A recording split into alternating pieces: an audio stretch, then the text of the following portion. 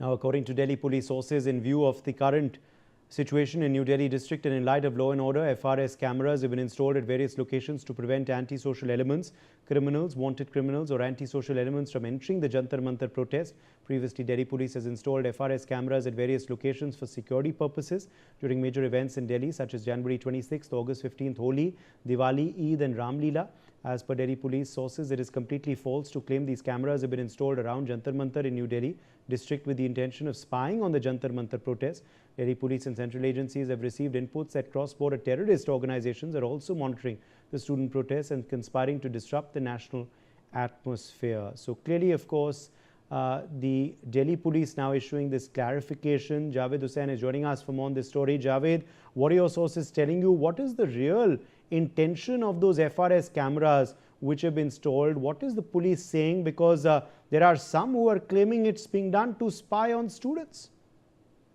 देखिए उदय, दिल्ली पुलिस ने अब तक 100 से ज्यादा लोगों को आइडेंटिफाई किया है और इस प्रोसेस में अब तक ये भी पता चला कि कई जो हिस्ट्री शीटर है, बदमाश हैं और दिल्ली पुलिस के बैड कैरेक्टर यानी कि जो नामी वांटेड होते हैं, इस तरह के जो लोग हैं वो भी इस प्रोटेस्ट में दाखिल हुए हैं। और प्रोटेस्ट में जिस तरीके से दिल्ली पुलिस के साथ हिंसा हुई और जिस तरीके से पथराव हुआ, कई लोग घायल हुए, इसमें कई ऐसे लोग भी घायल हुए जो वहां से गुजरने वाले, जो वहां के ऑफिस में काम करते हैं, जो पार्लियामेंट स्ट्रीट में है।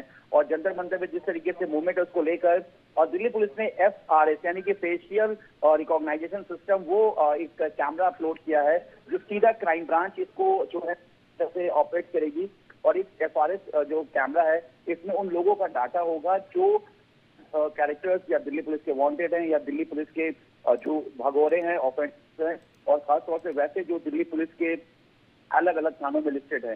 क्या ऐसे लोगों के मूवमेंट को भी देखा गया जिसको लेकर दिल्ली पुलिस ने ये FRS यानी कि फेशियल रिकॉग्नाइजेशन सिस्टम कैमरा लगाया है और ये कल ही से कैमरे को इंस्टॉल किया गया है। कुछ कैमरे पहले लग चुके हैं।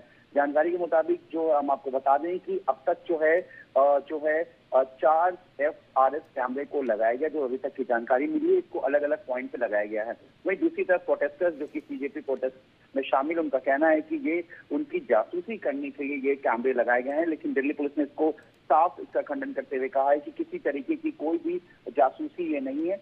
लॉ एंड ऑर्डर को मेंटेन करना और किसी तरीके से प्रोटेस्ट में जो है कोई बैड एलिमेंट जो है वो इस प्रोटेस्ट में शामिल ना हो, किसी तरीके से प्रोटेस्ट को खराब ना किया जाए, इसको लेकर ये कदम उठाया गया। और ये दिल्ली पुलिस का एक लॉ एंड ऑर्डर को मेंटेन करने के लिए एक दिल्ली पुलिस का एक स्टेप है। और FRS सिस्टम जो है ये दिल्ली पुलिस ने जो है इसको रिकॉर्ड किया। ये दिल्ली पुलिस की क्राइम ब्रांच FRS को जो है मॉनिटरिंग करेगी और इसमें और जितने भी जो बैड एलिमेंट्स हैं, जिस तरीके के जो वांटेड हैं या ऑफेंडर्स हैं, उनको लेकर ये दिल्ली पुलिस ने ये स्टेप उठाया। और खासतौर से जो प्रोटेस्ट में किसी तरह की कोई गड़बड़ी ना हो, किसी तरीके का लॉ एंड ऑर्डर ना बिगड़े, इसको लेकर ये कदम उठाया गया। जी बने रहिए, कुछ और इस वक्त बड़ी जानकारी हमें मिल रही है। Now updates coming in from Jantar Mantar, where internet shutdown has been extended till midnight around the Jantar Mantar